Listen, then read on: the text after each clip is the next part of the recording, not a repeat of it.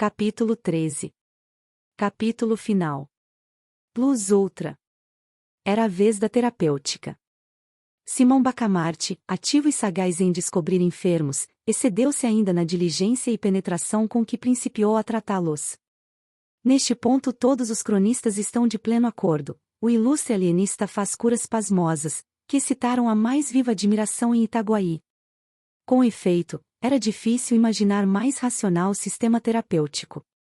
Estando os loucos divididos por classes, segundo a perfeição moral que em cada um deles excedia as outras, Simão Bacamarte cuidou em atacar de frente a qualidade predominante.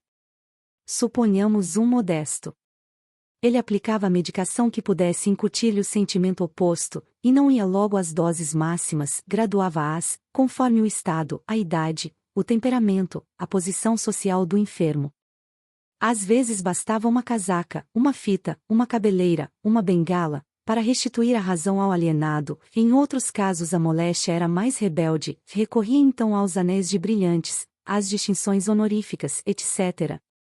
Houve um doente poeta que resistiu a tudo. Simão Bacamarte começava a desesperar da cura, quando teve a ideia de mandar correr matraca para o fim de o apregoar como um rival de garção e de píndaro. Foi um santo remédio, contava a mãe do infeliz a uma comadre, foi um santo remédio. Outro doente, também modesto, opôs a mesma rebeldia à medicação, mas, não sendo escritor, mal sabia assinar o nome, não se lhe podia aplicar o remédio da matraca. Simão Bacamarte lembrou-se de pedir para ele o lugar de secretário da Academia dos Encobertos, estabelecida em Itaguaí. Os lugares de presidente e secretários eram de nomeação régia, por especial graça do finado rei Dom João V, e implicavam o tratamento de excelência e o uso de uma placa de ouro no chapéu. O governo de Lisboa recusou o diploma, mas, representando o alienista que o não pedia como prêmio honorífico ou distinção legítima, e somente como um meio terapêutico para um caso difícil, o governo cedeu excepcionalmente à súplica, e ainda assim não o faz sem extraordinário esforço do ministro da Marinha e Ultramar, que vinha a ser primo do alienado. Foi outro santo remédio. Realmente, é admirável. Dizia-se nas ruas, ao ver a expressão sadia e enfunada dos dois ex-dementes. Tal era o sistema. Imagina-se o resto. Cada beleza moral ou mental era atacada no ponto em que a perfeição parecia mais sólida, e o efeito era certo. Nem sempre era certo. Casos houve em que a qualidade predominante resistia a tudo, e então o alienista atacava outra parte, aplicando à terapêutica o método da estratégia militar, que toma uma fortaleza por um ponto, se por outro não pode conseguir. No fim de 5 meses e meio estava vazia a Casa Verde, todos curados. O vereador Galvão, tão cruelmente afligido de moderação e equidade, teve a felicidade de perder um tio, digo felicidade, porque o tio deixou um testamento ambíguo, e ele obteve uma boa interpretação corrompendo os juízes e embaçando os outros herdeiros. A sinceridade do alienista manifestou-se nesse lance, confessou ingenuamente que não teve parte na cura, foi a simples vis medicatrix da natureza. Não aconteceu o mesmo com o padre Lopes. Sabendo o alienista que ele ignorava perfeitamente o hebraico e o grego, incumbiu-o de fazer uma análise crítica da versão dos 70, o padre aceitou a incumbência, e em boa hora o fez, já ao cabo de 2 meses possuía um livro e a liberdade.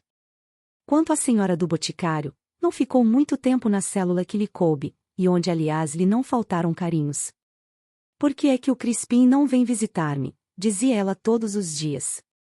Respondiam-lhe ora uma coisa, ora outra, afinal disseram-lhe a verdade inteira.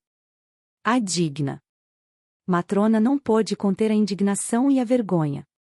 Nas explosões da cólera escaparam-lhe expressões soltas e vagas, como estas: tratante, velhaco, ingrato, um patife que tem feito casas à custa de ungüentos, falsificados e podres. Tratante. Simão Bacamarte advertiu que, ainda quando não fosse verdadeira a acusação contida nestas palavras, bastavam elas para mostrar que a excelente senhora estava enfim restituída ao perfeito desequilíbrio das faculdades, e prontamente lhe deu alta.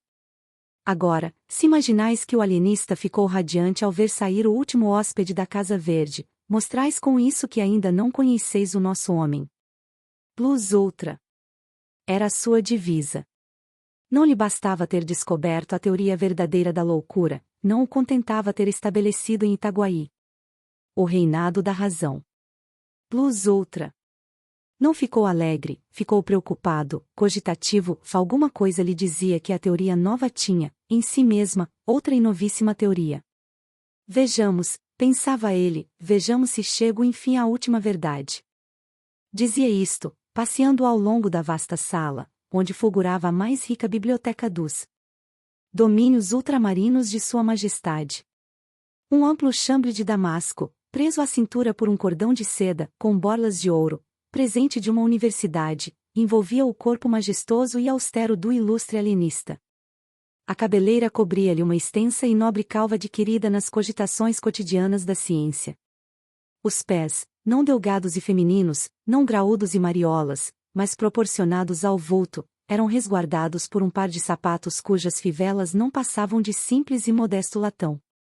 Vede a diferença, só se lhe notava luxo naquilo que era de origem científica, o que propriamente vinha dele trazia a cor da moderação e da singeleza, virtudes tão ajustadas à pessoa de um sábio. Era assim que ele ia, o grande alienista, de um cabo a outro da vasta biblioteca, metido em si mesmo, estranho a todas as coisas que não fosse o tenebroso problema da patologia cerebral. Súbito, parou. Em pé, diante de uma janela, com o cotovelo esquerdo apoiado na mão direita, aberta, e o queixo na mão esquerda, fechada, perguntou ele a si. Mas deveras estariam eles doidos, e foram curados por mim, ou o que pareceu cura não foi mais do que a descoberta do perfeito desequilíbrio do cérebro? E cavando por aí abaixo, eis o resultado a que chegou: os cérebros bem organizados que ele acabava de curar, eram desequilibrados como os outros. Sim, dizia ele consigo, eu não posso ter a pretensão de haver-lhes incutido um sentimento ou uma faculdade nova, uma e outra coisa existiam no estado latente, mas existiam. Chegado a esta conclusão, o ilustre alienista teve duas sensações contrárias, uma de gozo, outra de abatimento. A de gozo foi por ver que, ao cabo de longas e pacientes investigações, constantes trabalhos, luta ingente com o povo, podia afirmar esta verdade: não havia loucos em Itaguaí. Itaguaí não possuía um só mentecapto. Mas tão depressa esta ideia lhe refrescara a alma, outra apareceu que neutralizou o primeiro efeito, foi a ideia da dúvida. Pois que Itaguaí não possuiria um único cérebro consertado? Esta conclusão tão absoluta, não seria por isso mesmo errônea, e não vinha, portanto, destruir o largo e majestoso edifício da nova doutrina psicológica? A aflição do egrégio Simão Bacamarte é definida pelos cronistas itaguaienses como uma das mais medonhas tempestades morais que tem desabado sobre o homem. Mas as tempestades só aterram os fracos, os forres enrijam-se contra elas e fitam o trovão. 20 minutos depois alumiou-se a fisionomia do alienista de uma suave claridade. Sim, há de ser isso, pensou ele. Isso é isto. Simão Bacamarte achou em si os característicos do perfeito equilíbrio mental e moral, pareceu-lhe que possuía a sagacidade, a paciência, a perseverança, a tolerância, a veracidade, o vigor moral, a lealdade, todas as qualidades enfim que podem formar um acabado mentecapto. Duvidou logo, é certo, e chegou mesmo a concluir que era ilusão, mas, sendo homem prudente, resolveu convocar um conselho de amigos, a quem interrogou com franqueza. A opinião foi afirmativa. Nenhum defeito? Nenhum, disse em coro a assembleia. Nenhum vício? Nada. Tudo perfeito? Tudo. Não, impossível, bradou o alienista.